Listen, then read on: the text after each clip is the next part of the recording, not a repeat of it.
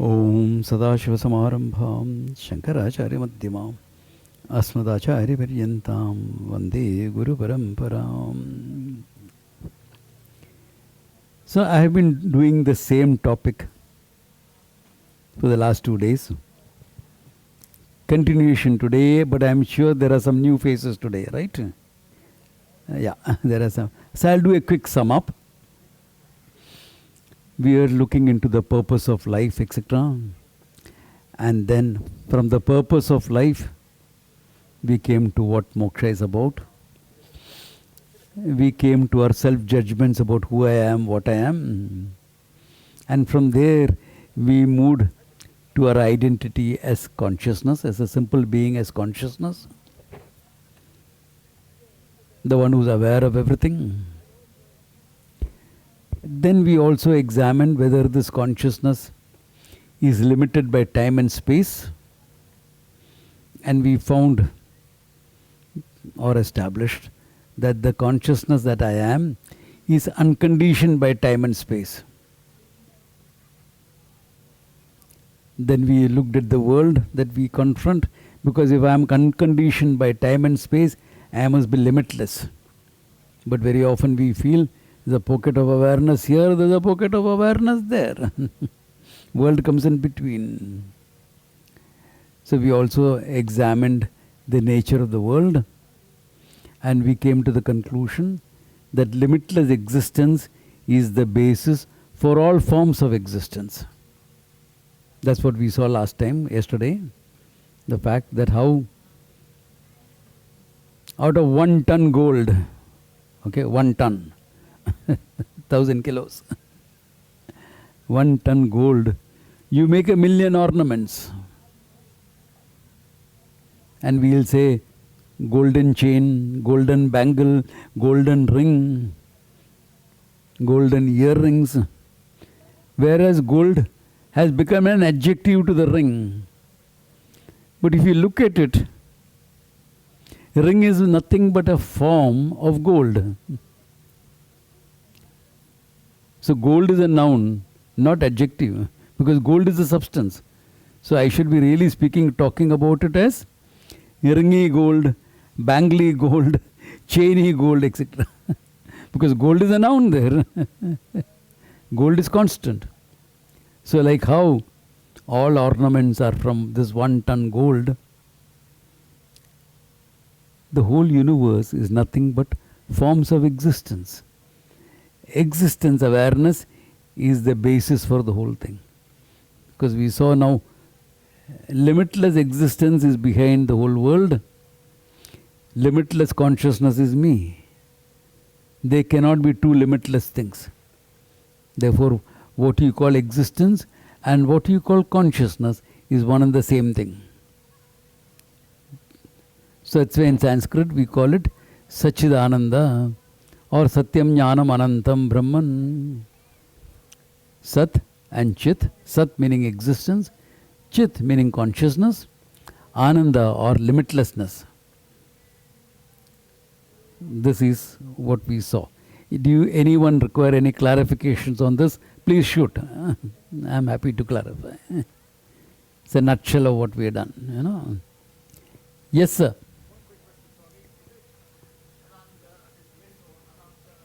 Okay. How is Ananta, limitlessness, Ananda? Correct?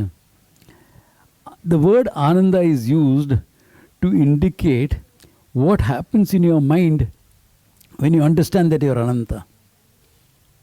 Ananda literally means joy, happiness. Let us say, I got something I wanted. My whole focus was on that thing. I got it. I'm happy. Where did that happiness come from? Obviously from the object of my desire. That made me happy.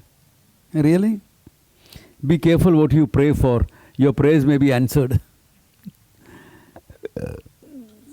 I got it.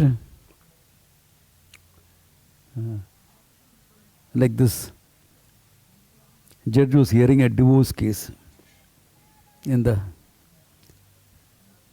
So why did you marry this young woman? Oh, because she was strong, she was independent, and she was intelligent. And then why are you divorcing her now? Because she is strong and independent. Can't handle it. So the same thing that was an object of desire may not be an object of desire. It's an object of desire for you, but not for somebody else. If you are a vegan, meat, nah. If you are a non-vegetarian, what is this vegan food? Grass. It's a value structure. So, what gives you joy depends on what is inside, your state of mind, what you value, what you desire. So, the same thing cannot give Ananda to everyone at all times. I come from Bombay. This is how winter is in Bombay. So I enjoy the. But I can't be eating a frozen dessert here. Whereas I see people, this is summer. We enjoy frozen dessert. I'll say, my God, frozen dessert in this way? No, give me a hot chocolate for dessert. Why? Because desire is different. So what gives you joy may not give somebody else the same joy. A beach. I'm sure all of you love the beach. I've yet to come across a Westerner who doesn't love the beach. So two people go to the beach. One guy is very happy. Hey, beach, the sun and the sand and the sea. Great. The other guy is feeling miserable. Why? My girlfriend dished me on the beach few months back. On the beach she dished me. Come on. I was planning to propose to her at sunset time. That guy is miserable seeing sand. Forget sand in the beach. Sand in firefighting equipment he is unhappy with.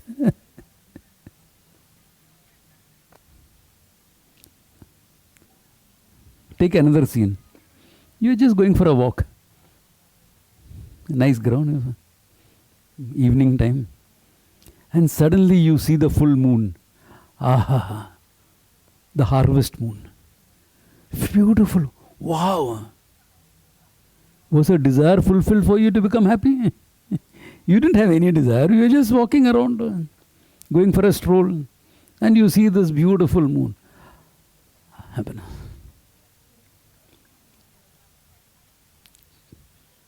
What desire was fulfilled?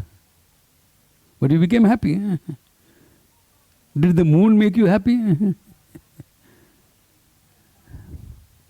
You were not even expecting to see the moon. But can you deny the fact that you became happy? No, I love it. I want to repeat it. But sometimes when you repeat it, it's not the same. We always try to repeat experiences. No? And last time I came for the yoga festival, it was a great experience. Today is not the same. It can happen. Or those teachers are missing. I wanted to listen to that guy. You repeat, it may be the same, it may not be the same. It may be even better. Oh my God, that boring character is not there. You don't know. But the fact is, you can't deny you became happy. My question, sir, where did that happiness come from? From the object? No, it doesn't give you happiness all the time. It doesn't give you the same degree every time. It doesn't give everyone the same happiness. So it's not in the object. No, Samji, happiness is an inside job. Inside? Inside I have my heart, my liver, my pancreas, my lungs. Are there source of happiness? The heart is pumping blood, not happiness. And there will be times when it will give you some trouble. If you too much of cholesterol in your food, not enough yoga, and age all put together. Liver can get bloated, fatty liver. Spleen can stop functioning and you get diabetes. So better you do your Ardhya, Matsya, and Asana, etc. regularly, okay? So what is inside? Swamiji, you're making a joke out of it. Inside means your mind. So you have the mind all the time. Why are you not happy all the time? In fact, when you are unhappy, you have more mind than necessary, isn't it? So what is inside?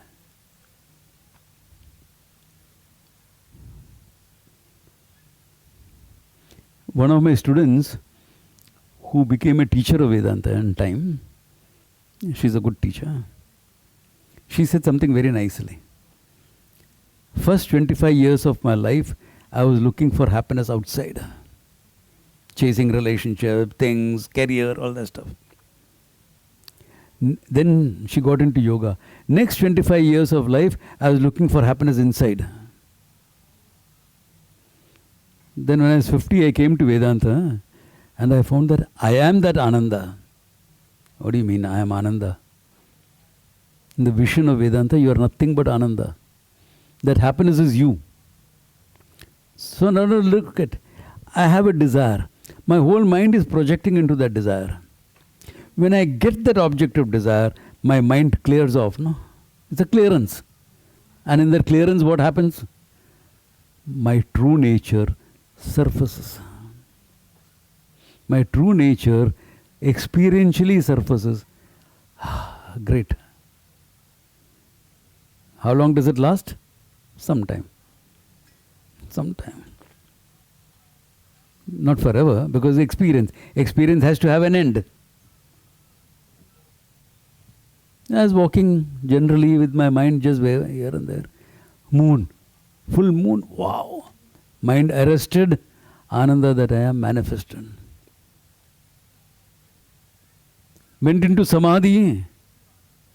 Mind quietened down. Ananda that I am manifested. The trick is to know I am Ananda, not I am experiencing Ananda. If you say I am experiencing Ananda, you make it a finite experience. It will come and go. You will say for half an hour I was in Samadhi, so half an hour I was Ananda, half an hour I was limitless. Half an hour there is no time. And then what happened afterwards? Time came up. Because mind came up. No, your nature is limitlessness, anantam. And when this limitlessness manifests in your mind, you get the experience of joy and fulfillment. So if you know you are this limitless, you own up this knowledge that you are limitless, you are always Ananda. Simply sitting Ananda. You have nothing to do. Sit quiet. Roaring with laughter Ananda because you are with friends and you are joking and fooling around. Romantic Ananda. Why? Because now you are in a romantic setup. Battle setup. Ananda is in a ruthless form. Like Krishna on the battlefield. Yeah. Or that old man in Mahabharata. Grand old man. No youngster could touch him. Bhishma. Ananda. He knew he was Ananda. That people discovered later. Going through difficult circumstances. Oh, yes. Circumstances bad. Who are you? Ananda. So Ananda is going through difficult circumstances. What's the big deal? Circumstances are difficult. You are Ananda. Great place to be, no? Great way to be, great way to live. Is there any other way to live? I can't figure out. Is there any other way to live? You got Ananda. You're happily married. I thought that was an oxymoron. Okay. You are Ananda. Whether you're married or you're single, you are Ananda. Yeah. Some difficult situations. You know, UK now, culturally this, yeah, I know. I've gone around. I understand. Yeah. Big, yeah. You're in for a bit of a mess, okay? You have to be very alive, very proactive, write to your MPs, your others. Someone like Satish Sharma is here after me. Talk to him because you are in for a difficult setup. But if you're Ananda, difficult setup will handle it. I'm Ananda handling a difficult situation. Big deal. Big deal.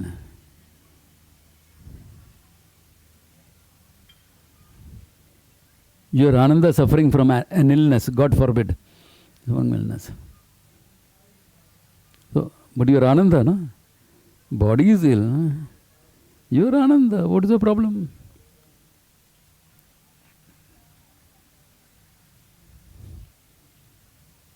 Swamiji, doctors have said I'm dying. I only have 3 months to live.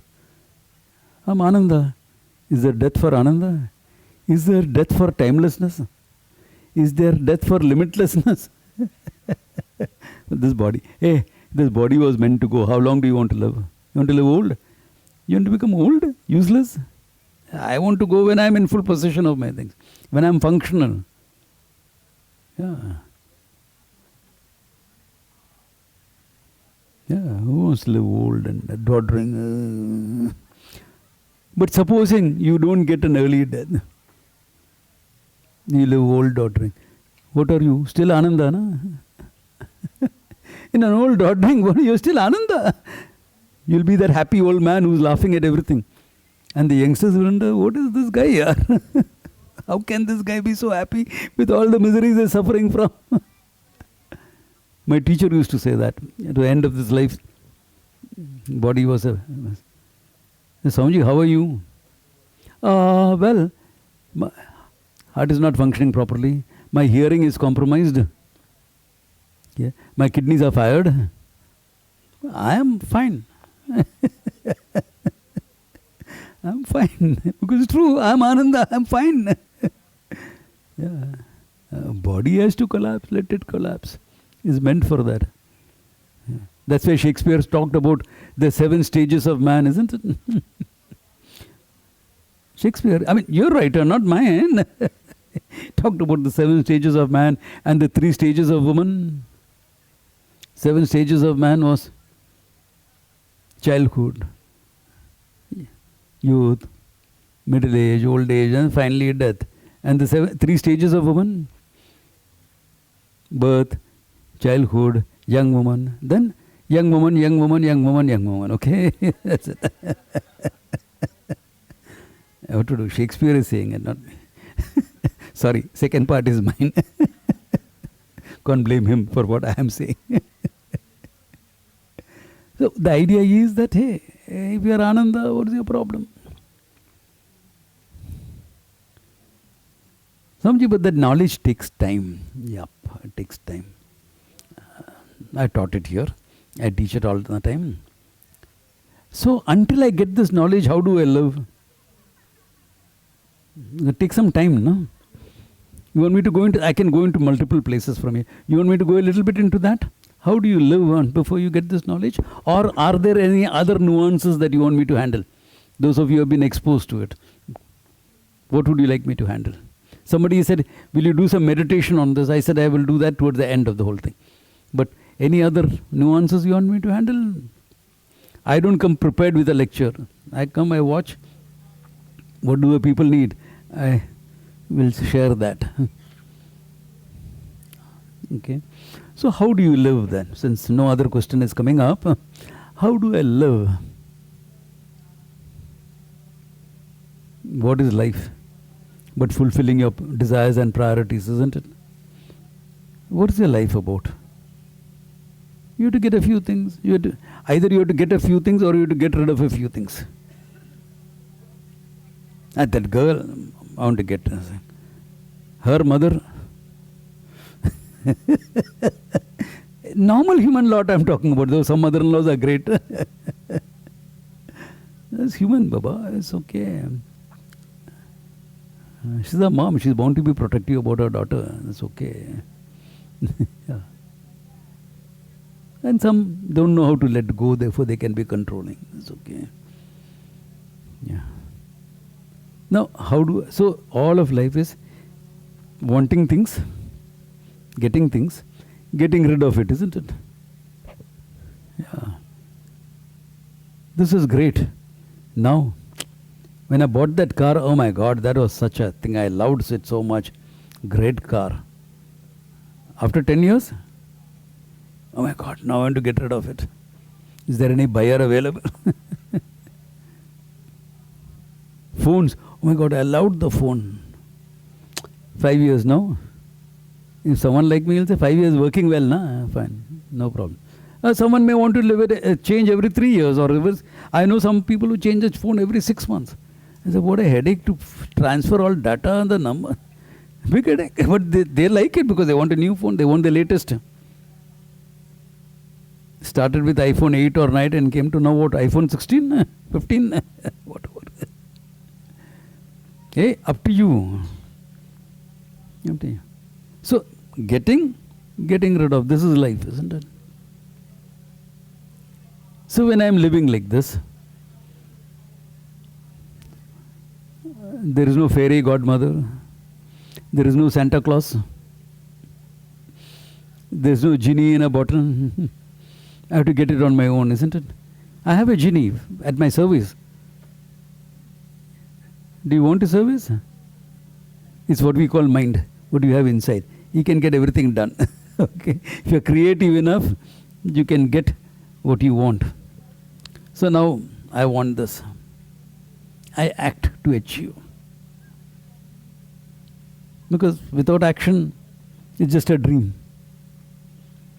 It has got no validity unless it's put into action and you get it.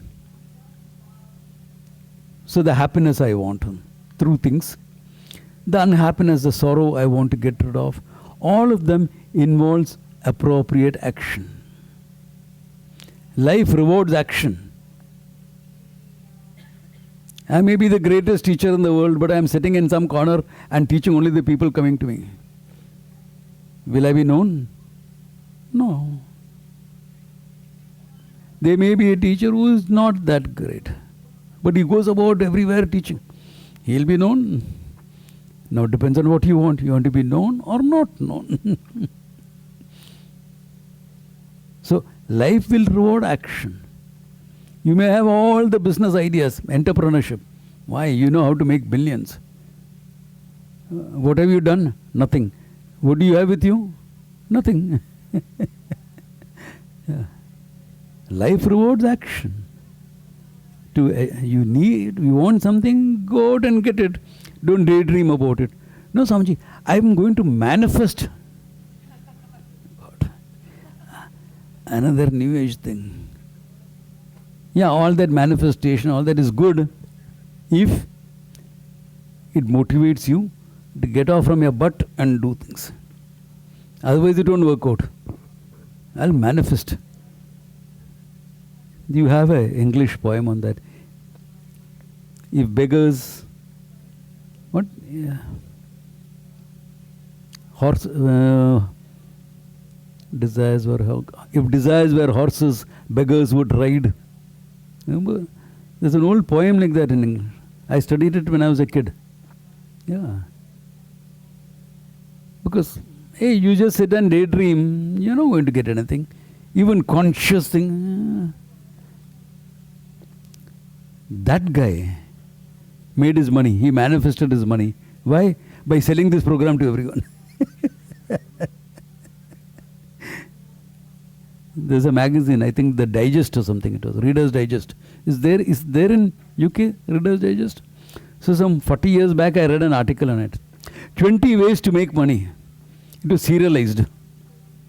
Okay. And in the last article he said, I have made my money, now you make yours. Because he was paid for every article. It took a year, whole year he was paid for it. The idea is you have to act to achieve. Whether it's a small thing, big thing.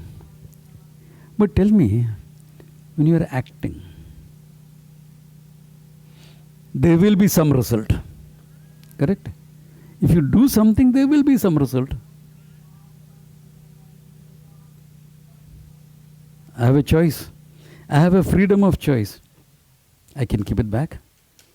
I can drop it. I can throw it to someone. Why are you sleeping in my class? I'm a good teacher. I put people to sleep. Samadhi, Baba. Come on. I have a choice. But once the action is done, what about the result? Okay, let me take something better. This is even better. That is a paper cup only. Now this, if I throw it, has some effect. Paper also, I can make some effect out of it, but okay. But I'll have to change the form.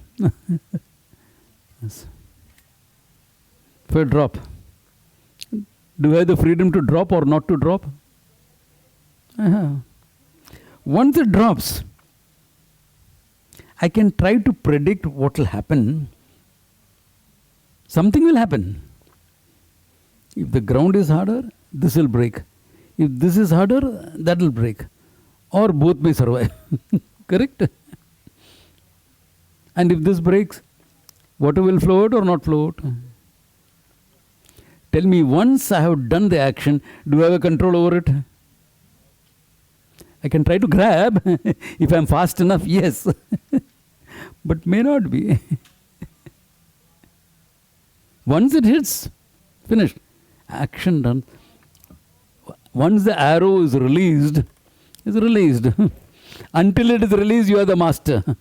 Once it is released, the laws take over. Natural laws take over, isn't it? So I have acted. The result may be in harmony with what I wanted. Yeah. Let us take a simple act.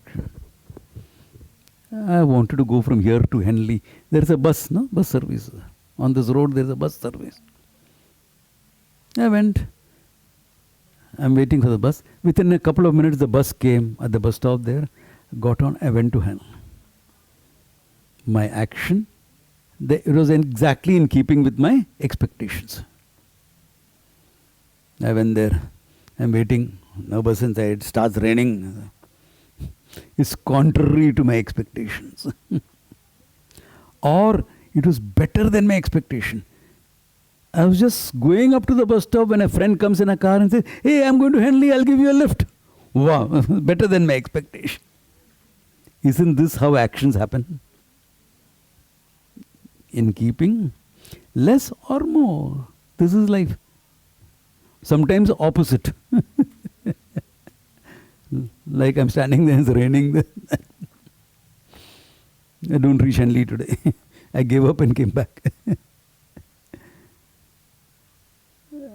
Now tell me, in the world when you act, where are the results of these actions coming from? You can use terms, nature. But if you press the way nature, you will come to something that is beyond nature, behind nature, and you will have to call him God. Ishvara, Bhagavan. For the time being, I am not going into the question of what is God, who is God, if there is a man or a woman, etc., or neuter. I am not going into all that. The God of your understanding. Whatever spiritual, religious traditions you come from, this is common in all religions. Not so well expressed, but it is there. There is someone who has taken care of the laws of nature, and because of which the result comes. Not his personal choice. He is not sitting up there and saying, "This idiot, this character has been fooling people for a long time. I must make him suffer." He doesn't have any other work to do. Then make me suffer. Yeah. Is he a sadist that he enjoys seeing me suffer? Yeah. God, give me a break. But that break I will get only if I do something. Na? Then the laws of nature will give me the result. You always need to act. Minimum action is always necessary. I'll never get tired on emphasizing this. There was this guy, local guy here, name was Tom. said, oh Lord, Tom, Lord, I'm a very poor person. God, let me win this. What is the equivalent of lottery in England? There is something. Huh? It's a lottery itself. Yeah. I think the lotteries have taken over the railways. Yeah, the lottery. Yeah, okay. The lottery. Oh Lord, let me win this month's lottery. That one person came within a minute. Quite natural. Second month. Oh Lord, this is New Year. New Year bumper. I have been a good man. I have not hurt anybody in life. Please give me a break. And a divine voice was heard. Idiot, give me a break. Go and buy that goddamn ticket. Minimum action necessary or not? Now don't go about saying the Swami came from Bombay and said go buy lottery tickets. That's not what I'm saying. I'm saying that you need minimum action even to get something. To get a break, you need that action. You need to earn the grace of the Lord. That's action. Prayer is an action. So, the result of my actions come from that.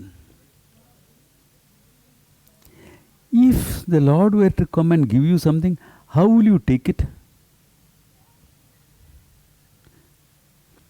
How will you take it? You go to a shop and buy something. You pay the very business. A friend gives you something. Is there a difference in how you take both of that? Why, there is love, affection, etc. here. The thing may be the same thing. In fact, we saw it in the shop yesterday, and today your friend got it for you. It's the same. But today is different. Why? Because my friend has given it to me. What if the Lord is giving it to you? How will you take it? If for a friend you will feel so much, for the Lord, in India we have this attitude. It is called, anything that comes from the Lord is called prasada. You know, all the volunteers were given a treat today by this guy. He made some fantastic Indian dish for all of them. All the 100 of them, okay? Free of course. It's his gift because the volunteers are doing good work. And he tells me, no, I offered it to the Lord and brought it here. So now this is prasada. In other tradition, also something similar is there. You'll call it grace of the Lord coming in, isn't it? Call it grace. Islam, you'll call it barakat. Whatever it is. So if Lord is coming and giving you a gift, how will you take it? Gracefully. It's grace from the Lord. You will take it gracefully. So now the result of your action has come from the Lord. How will you take it?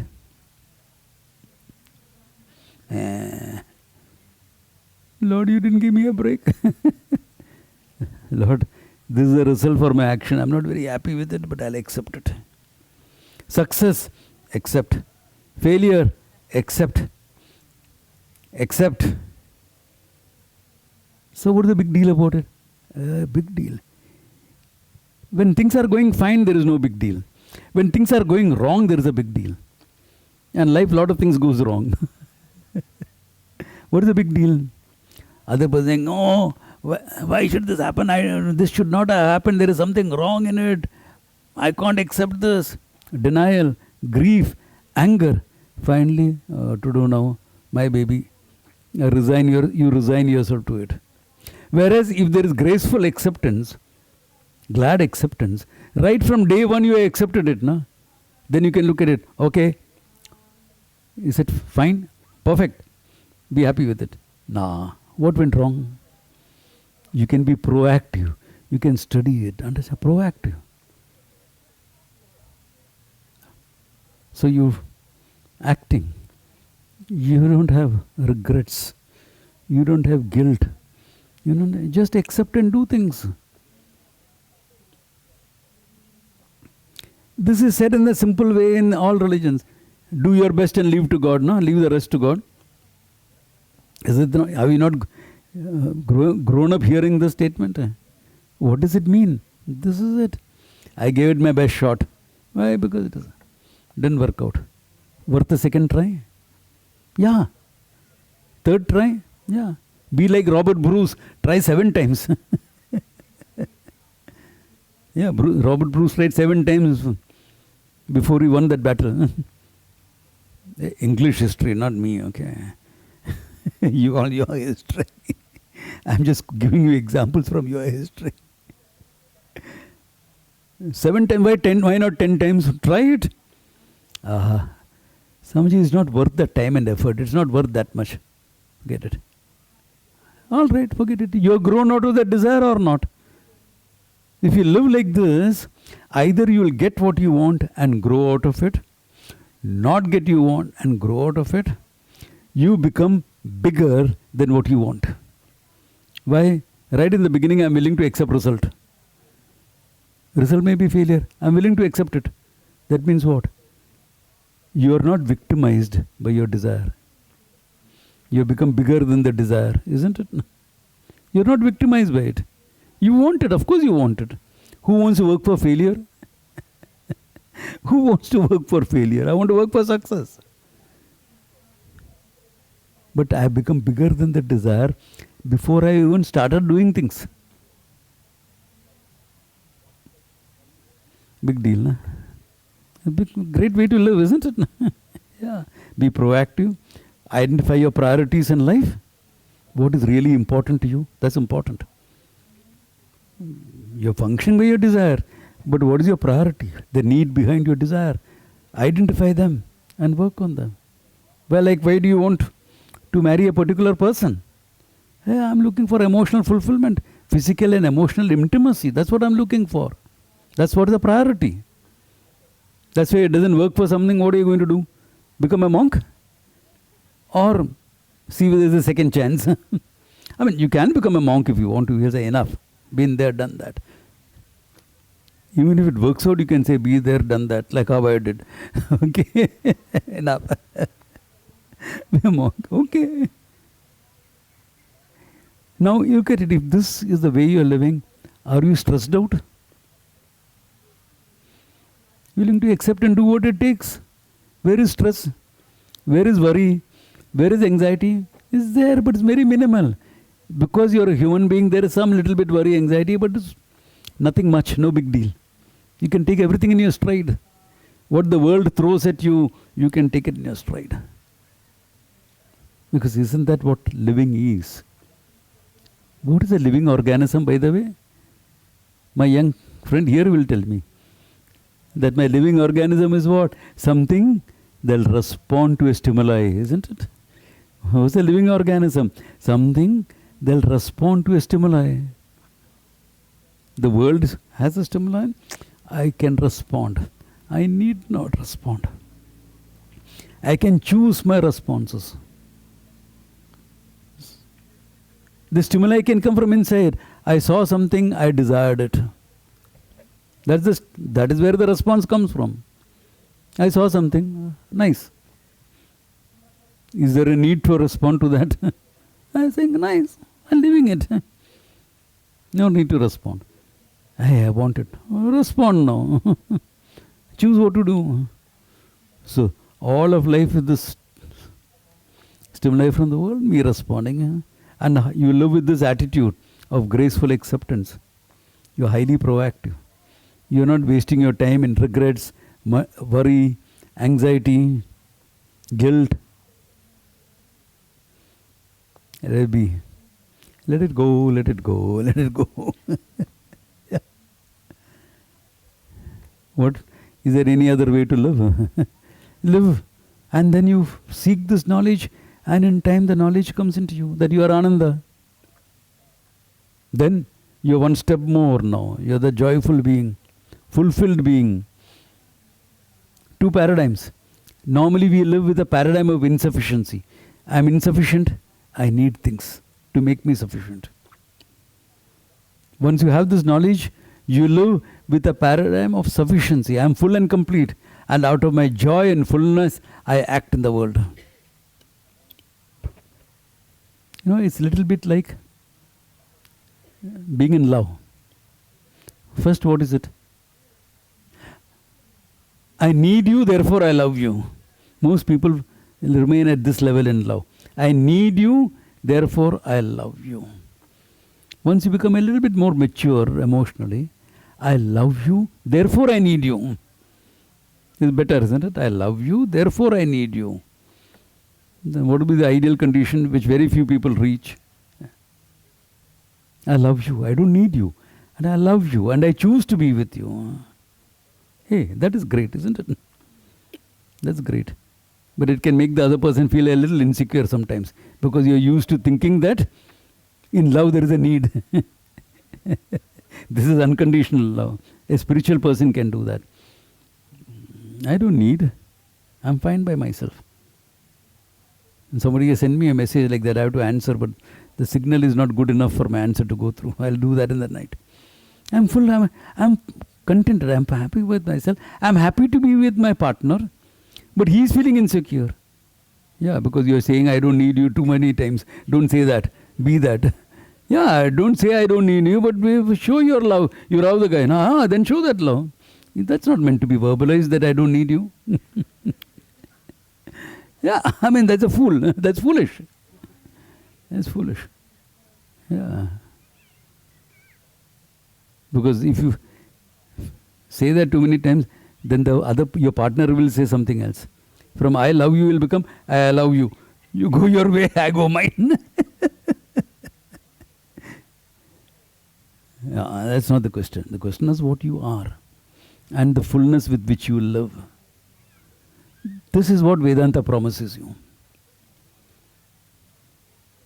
And all the yoga that you do is training your mind into that complete stillness, samadhi, etc., so that you can learn this and make it a part of your life. If you have done enough yoga practice, you have gone into samadhi. That much you have gone. And then you are coming for the learning, you don't need any meditation after that. But if you have not gone into samadhi before, and you are coming for this learning, which is what most people are, then you need some practice of meditation a bit to make you own up this fullness. Am I making sense to you all? Because this is the concluding part of the whole thing, okay? So this is how you live. You live like this until you gain the knowledge. And after you gain the wisdom, it happens in the ashram setups. Swamiji, after I have gained this knowledge, I'm halfway there. After I gained this knowledge, how do I live? The master looks at her. Live like the other fools in the society. Live like the other fools in the society. You know, be normal. Let your wisdom lay lightly on your shoulders. No big song and dance. Yeah.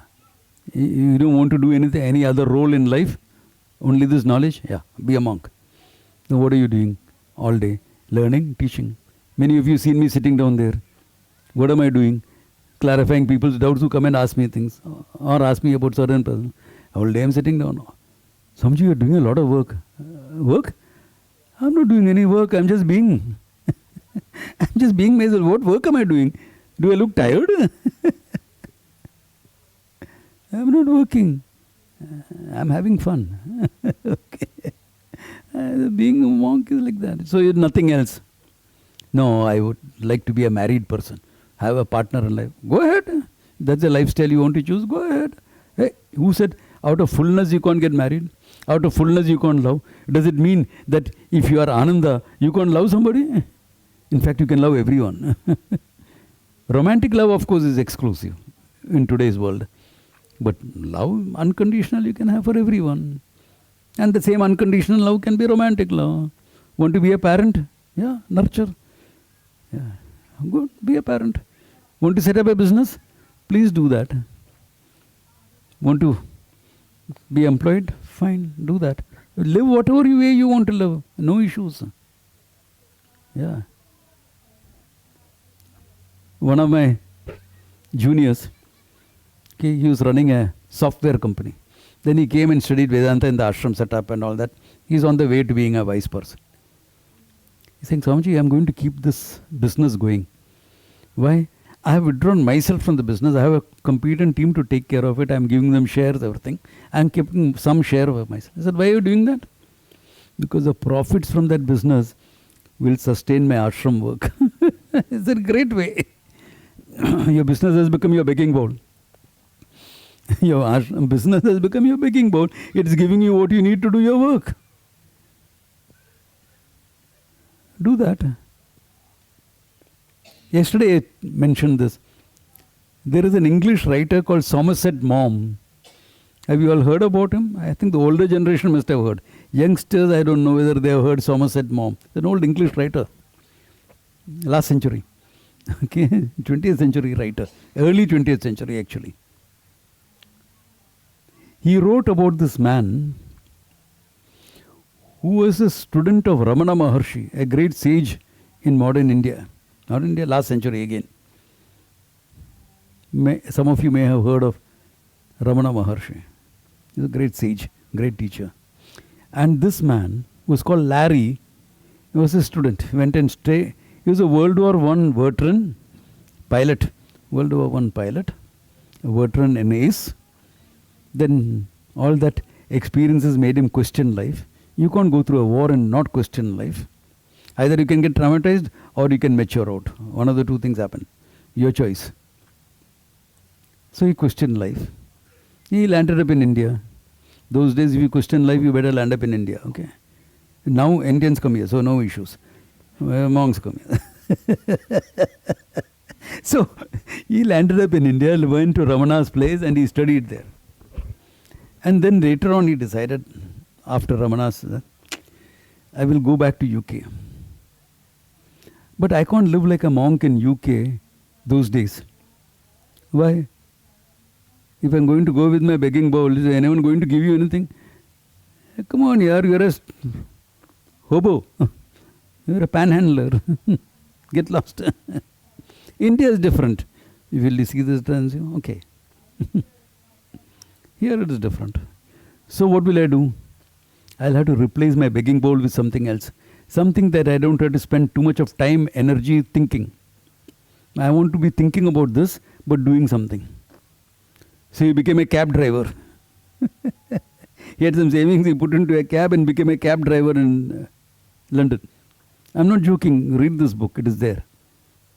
Why? He chose to be that. Chose to be a monk. Yeah, why not? It's a different style. Different in a different culture. So who said a wise person cannot become a cab driver? You are having spooks being a cab driver, no? Spook means an intelligence officer. Have you seen that movie Equalizer? Yeah, it seems I am seeing all the movies, not you.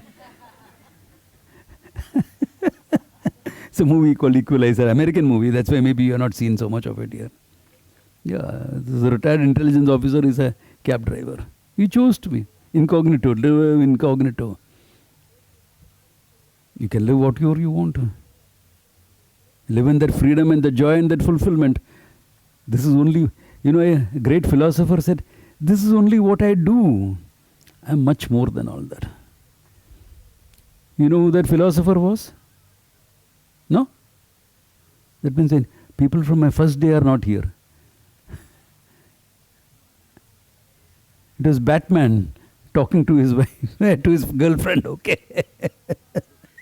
But that's true, isn't it? It's only what I'm doing. I'm much more than what I'm doing.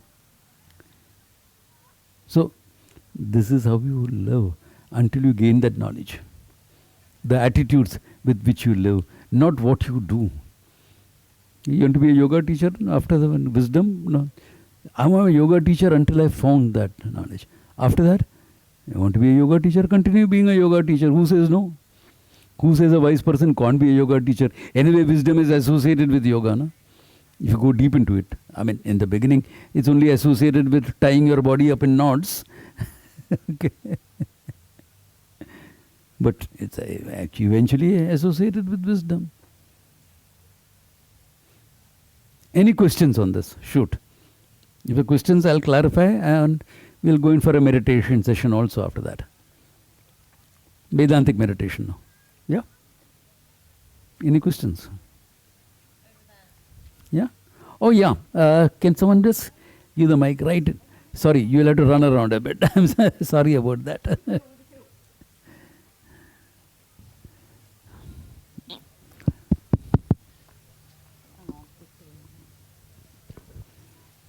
I'm a bit hard of hearing, so you'll have to speak loudly, okay? Yeah. That's all.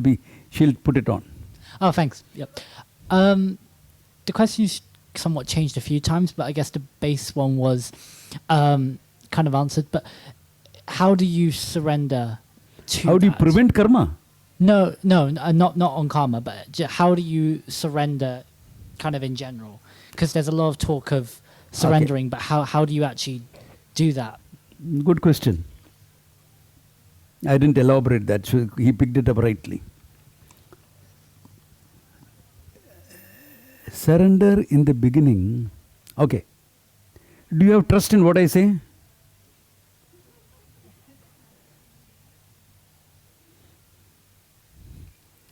Look at this rabbit in my hand. Can you see the rabbit? Nice ears. Can you take this seriously? I'm a Hindu monk. Can't you have that much of faith in me? You will not. If anybody thinks this is a rabbit, you better walk out right now. Okay. You know this is a phone. Now, you may want to believe me. You may want to give me the benefit of doubt. But your surrender is to your eyes, isn't it? This is a phone. Probably Swamiji is just using it as an example. He can't be meaning that's a rabbit. Even though I said it realistically, it's a nice, beautiful rabbit. So, surrender comes with some understanding. Now I'm going to make a statement here. God is meant to be understood, not to be believed in. You ask me, do you believe in God? I said, no. No. I know Him. I understand Him. Can you see the difference? If you know, and if you know what He really is, that sense of surrender. See, you don't make a big song and dance about surrendering to your eyes, do you? First time you're even hearing it, that you surrendered to your eyes. That your trust in your eyes is more than someone who's speaking some nonsense. If I'm speaking sense, of course you'll accept it because it's logical. So similarly, surrender comes very naturally, without too much of song and dance, the moment you understand that everything that happens is a manifestation of the Lord. By His laws. He's not manifesting sitting down and not that way. He has set it up. The infrastructure functions. If you understand that, the more you understand God, the easier. That surrender is then very matter of fact. When I'm talking here, do I look like a big devotee to you? Singing kirtan? I'm not that type of a guy. My sense of surrender and my sense of understanding to Ishvara is great. But I am not the normal bhakti kind. Especially people in India will tell you that. Do I really look like a bhakta? I don't even have signs. Yeah. But you know what? Lord is in my corner. No problems. What do I have to bother? The Lord and I walk together. Can you see that? The more you understand, this becomes a fact of your life. God is not someone sitting in Timbuktu. God becomes alive for you. It calls for understanding. You know, the last time I came, I talked about stages of understanding God. Various levels. It should be there on their website. You know, look at the Vedic Wisdom website. Stages of how your psychological maturity will get your understanding of God better. Until you understand that God is real, everything is divine, nothing is. This is a culture in India. First stamp someone. What will you say here? Oh, sorry. In India, we'll go one step more. We'll touch you and why? You're divine. I stamped on you. You're someone divine as my body. You are also equally divine. So I will. Why do we greet namaste? I mean, normally here, now I say hi, hello, whatever. But traditional greeting is namaste. Why? I'm saluting you. You are divine, I am divine. To the divine in you, my salutations. So, this is all cultural expressions. Because it's a namaste. This is not namaste. Okay. That you can give a high five. I'm fine with that. The youngsters come to me and say, hey, give me a high five, chap. But the whole thing is an expression of recognizing everything is divine. Yeah. So God is real now. It's not, no big deal. Yeah. And if God is real, your surrender is equally real. You don't have to make a song and dance about it. Yeah, what is there? God is my buddy. God is my partner. What do you want? How do you want to express it? You know, there was a boxer called Muhammad Ali. He was a world champ for a number of times. I mean, he was a conscientious objector of the war, the civil rights movement, etc. He was one of the champions of it. So he used to say, you know, for a boxer, the corner is important. Because at the end of the round, when you are bashed up, this, that, etc., is a corner who does a temporary healing fast and pushes you back. So you get back ready for the second round. So he used to say, Shorty is in my corner. His nickname for God was Shorty. Don't ask me why. Americans are funny guys. Okay. Shorty is in my corner. Why should I worry about it? If he wants me to win, I will win. If he wants me to lose, I will lose. But I'll fight to win. That is the attitude of Karma Yoga I was talking about. This is the attitude of Karma Yoga actually. I didn't mention it because people understand Karma Yoga as work without expecting results. Then why am I working if I don't want the result? If there are people here who think they can work without expecting results, please volunteer for me. I won't pay you nuts. I'm a monk. I'm broke. I may have about 20 pounds in my wallet. That's all. Come work for me free of cost. Will you be able to do that? Swamiji, I can give about a couple of hours a day. Max. Big deal that is. I can give you 1 week in a year. Oh, very good. More than that can anyone do? No, because you have your own life, you have your agenda, you have what you have to do. So work without expecting results is not Karma Yoga. This attitude that everything comes from the Lord, I am willing to accept, that is Karma Yoga. The sense of acceptance. That is Karma Yoga. And if you live like that, your mind is ready to know the truth and own it up. Make it a fact of your life. Does that, I have answered your question a bit elaborately, okay? Okay.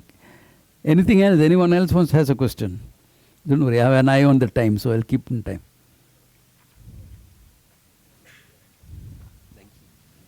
Yes, sir. Thanks, Swamiji. My question is, it's very easy to become attached to what we do. And I think especially you become a yoga teacher, you're like, oh, I'm a yoga teacher. You become a millionaire, I'm a millionaire. How does one get past the attachment of the mind to what we do into the attachment to what we are? The attachment to what we think we are, what we do. How do we get past that into being attached or maybe non-attached to just being what we are? Does that make sense? Yeah, I get that. Thank you. See, detachment is overplayed. It's a wrong translation of certain Sanskrit words, you know. Like Vairagya is translated as a detachment. You aim for one thing in life, to be objective. I must be detached to money. Really? The guy who says you should be detached to money charges fees for his class. Yoga festival charges, why? Come on, you're creating this infrastructure costs money. You have to charge. So what is being detachment? Being objective. Understanding what money can give you, what money cannot give you. Money can buy you a house. Can it make it a home? That requires loving hearts and hands. Money can buy you sex. Can it buy you love? It can buy you only an illusion of love. Love is love. Though I know sometimes when, nowadays I've seen funny things, Baba. Going on a date, the person is asking for your bank balance first. Run. That's the wrong person. So, you understand the money. Money can buy you comforts. Can it make you happy? But if you have a choice between being comfortably unhappy or uncomfortably unhappy, be comfortably happy. Unhappy, okay. If you can be comfortable and happy, ideal. Like, I'm very comfortable and happy. Fine. Great way to be. No? So, this objective appreciation of everything in the world. I chose money. Relationship. People come and tell me, Swamiji, this relationship is not going anywhere. It's a very common thing I hear. Men and women both tell, this relationship is not going. I said, do you love each other? Yeah. Can you keep each other, your intimacy is good, physical? Yeah, it's pretty good. You're happy with each other emotionally. Yeah, we connect well. Then where are you expecting it to go? You have a good relationship. What do you mean, where do you want to go? Because we are expecting things from it which it cannot give you. You are expecting to be fulfilled and happy all the time. Ananda. That will happen only with this knowledge, not in that relationship. That relationship is giving you this much. It is giving you a chance to grow. Sometimes we fight. Good. Fighting means the relationship is alive and you're getting a chance to grow.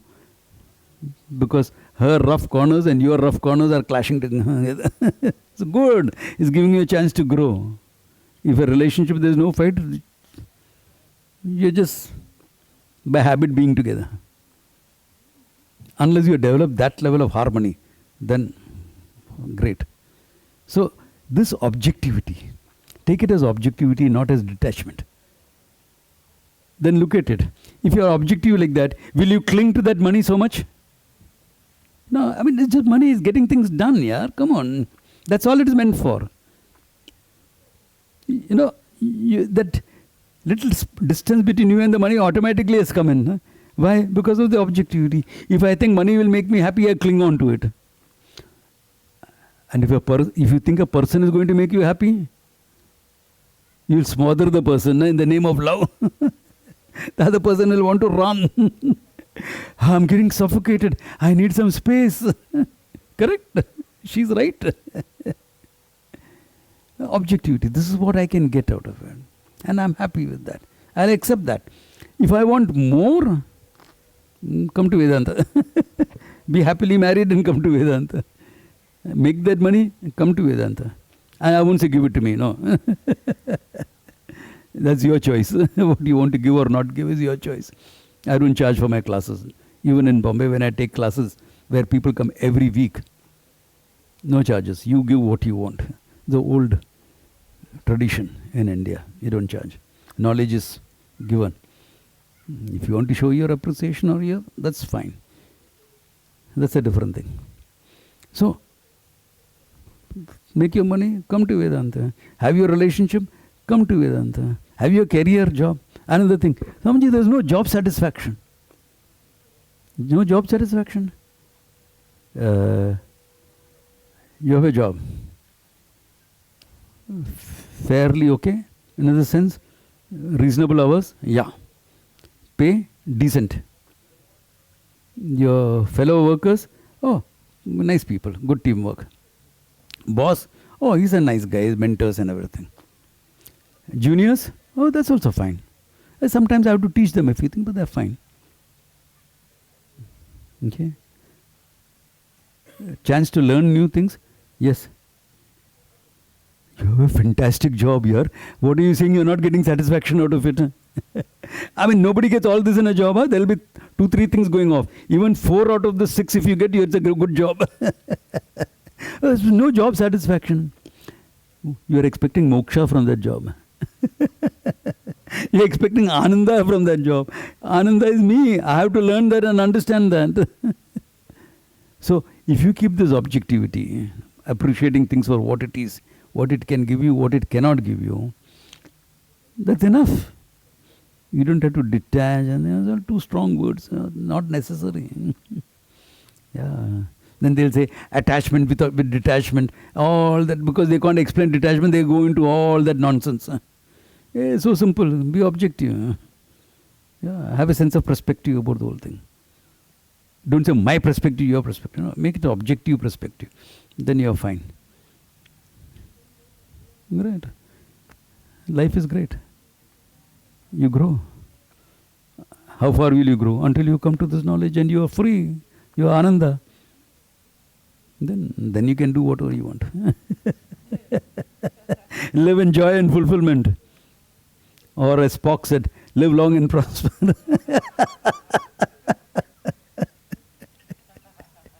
You're fine. Yeah. Do you want to go into a few minutes of meditation? Quickly to see. Okay, now I'll be doing meditation stages. The first part will be preparation.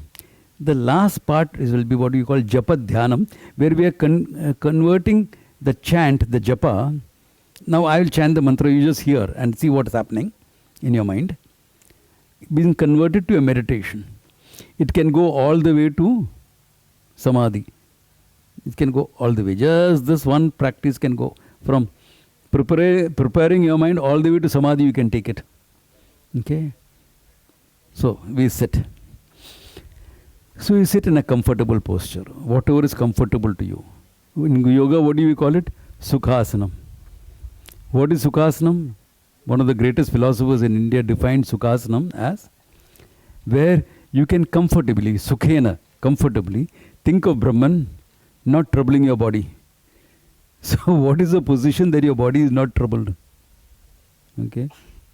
For me, with all my injuries from the war, etc., this is comfortable position. Okay.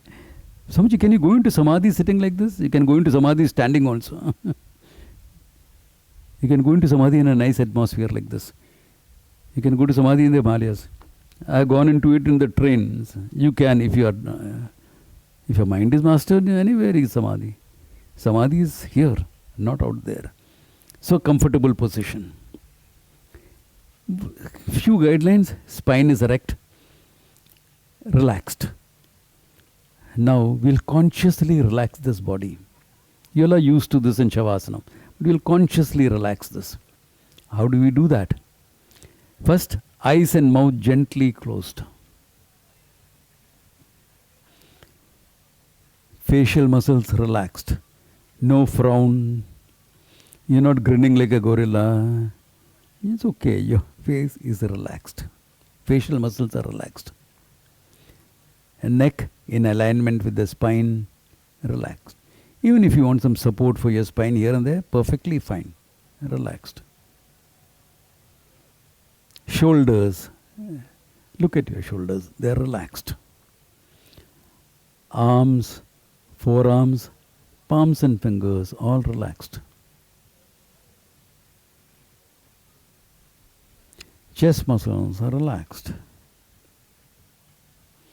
Stomach, relaxed. Sides, relaxed. Upper back, lower back, relaxed. Even if you have some pain, etc., somewhere, say it's okay, it's relaxed. Waist and hips, relaxed. The whole pelvic girdle, relaxed. Thigh muscles, quadriceps, hamstrings, relaxed. Knees, relaxed. Calves, ankle, feet and toes, all relaxed. Look at this body in one sweep of vision from the head to the toe is relaxed.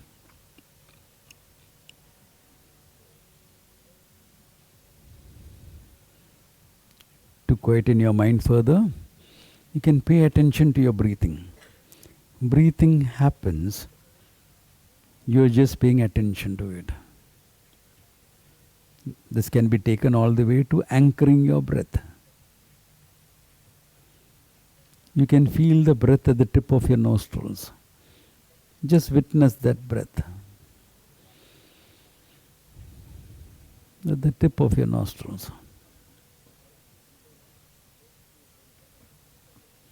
Feel the breath deeper in your nose.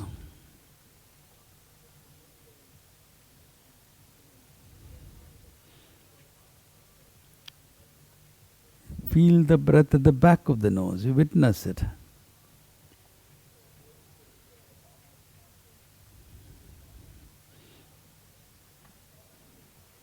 You can feel it going into your windpipe. Just witness that. Breath is soft and silent. You're not doing a breathing exercise. Breathing is happening. You're just watching it.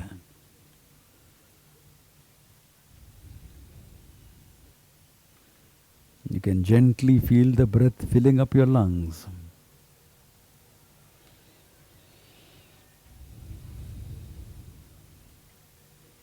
When it fills up your lungs, naturally your diaphragm is pushed down. In fact, because the diaphragm is pushed down, your lungs expand to take in the air.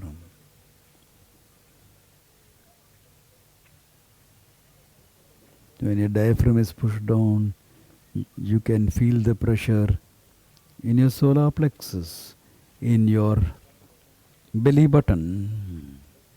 Feel the breath up to there.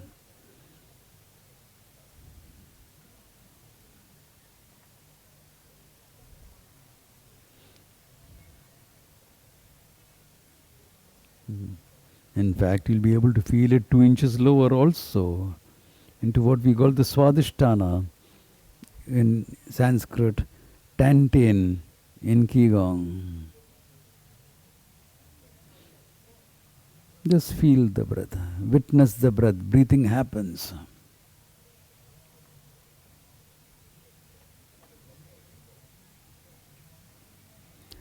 Now here is where a religious part comes into the meditation.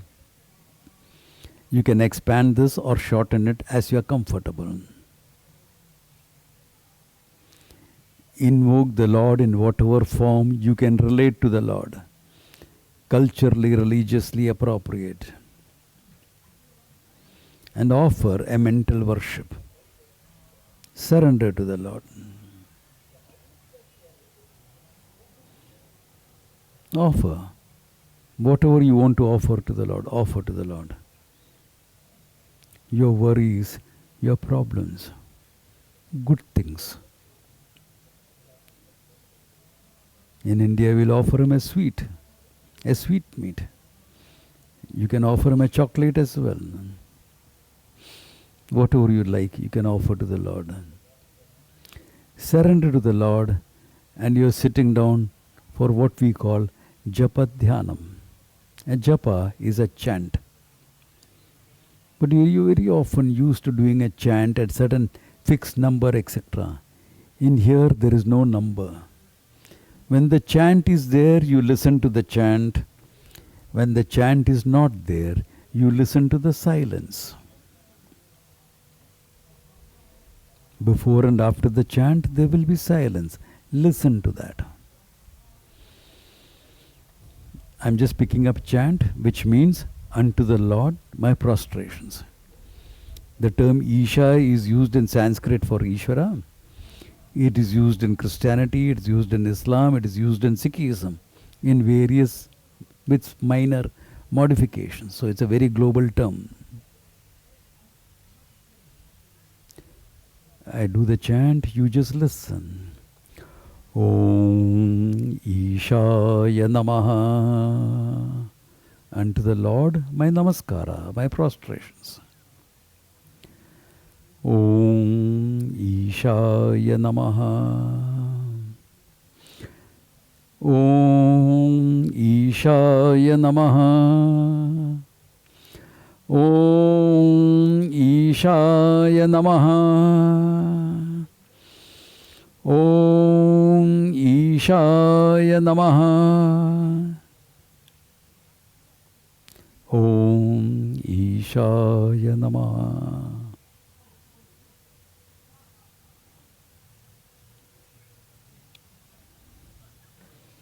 Before the chant there is silence. After the chant there is silence. You are the one that is watching silence. The one who watches silence is silence. Watch it again. Om Ishaya Namaha. Om Ishaya Namaha. Om Ishaya Namaha. Om Ishaya Namaha. Om Ishaya Namaha.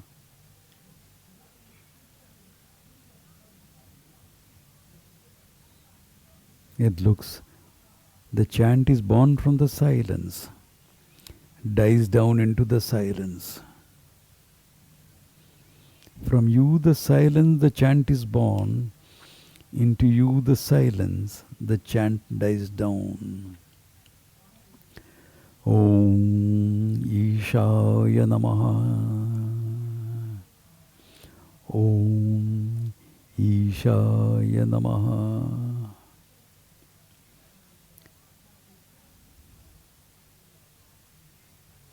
Om Ishaya Namaha. Om Ishaya Namaha.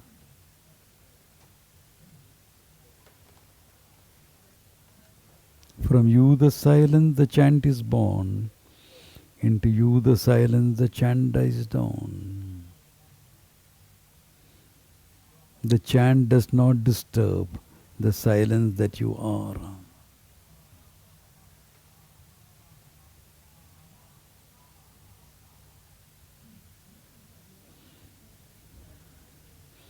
The whole world enters you as a sound. Like the chant, the sound is nothing but a thought in you, the silence. In the ocean of silence, consciousness, a thought is born. The wave of thought is sustained by the ocean of silence. Into the silence, the thought dies down. You are that silence. Silence awareness. Awareness that is silence. Om Ishaya Namaha. Om Ishaya Namaha. Om Ishaya Namaha. Om Ishaya Namaha.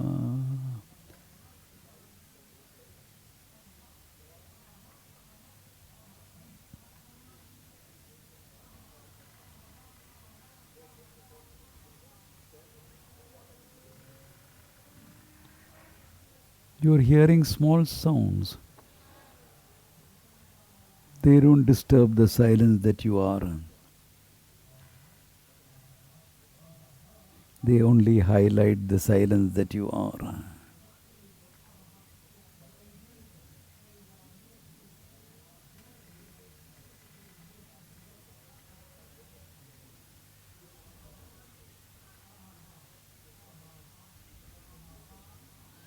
I am that silence.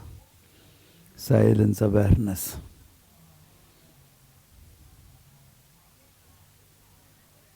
When the thought is there, I am silence.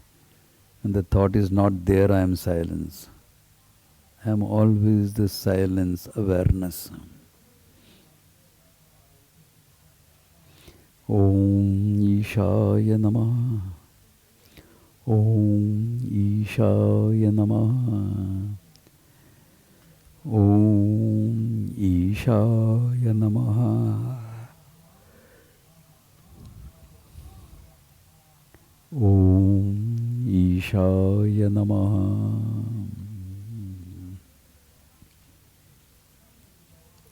Om Ishaya Namaha.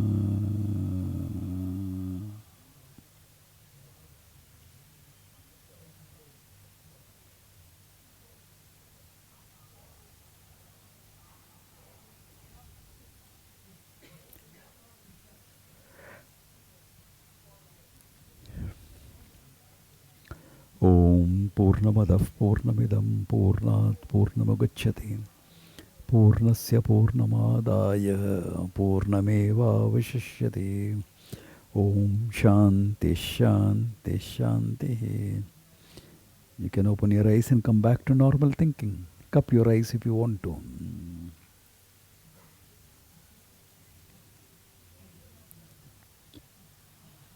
Just a simple meditation to wrap it up. You can expand and contract any of these parts that you want to. And various types, this is one that takes you all the way. Same practice can take you. Any questions? Fine. Otherwise, I believe in stopping 10 minutes early, not 10 minutes late. Okay. People feel happy. 10 minutes. Okay. So any questions, shoot. Otherwise, we can call it a day.